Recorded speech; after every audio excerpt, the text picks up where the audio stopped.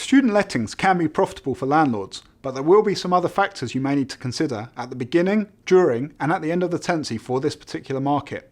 Here are some top tips for student landlords. First off, you'll need to decide whether you're going to issue single or joint tenancy agreements for your property. There'll be pros and cons for each tenancy type, but whichever you go with, you'll need to make sure that any deposit you take is protected correctly in line with your legal obligations. As with any rental property, make sure that you conduct a thorough check-in and check-out report. It's best practice to have all the tenants present, as you can also use this as an opportunity to show them how to operate the appliances.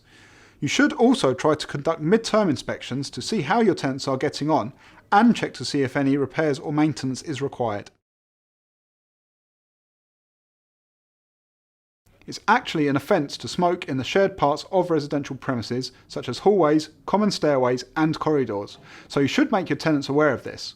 But if you don't want your tenants smoking anywhere in the property, you may wish to include a clause in the tenancy agreement prohibiting smoking. Student tenants can be prone to having the odd party or playing music late at night, so it's a good idea to include a clause within the tenancy agreement relating to nuisance.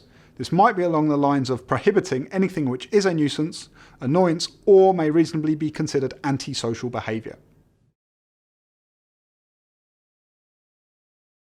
It makes sense for landlords to furnish their student properties with strong furniture. This doesn't mean that it has to be expensive, but it should certainly be durable. Also, it figures that you should expect more fair wear and tear in a student property than a house with professionals.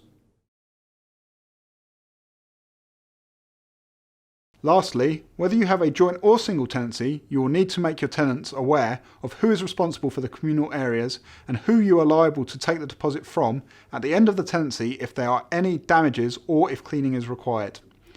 As with anything else, it is important to make sure it is outlined in the tenancy agreement.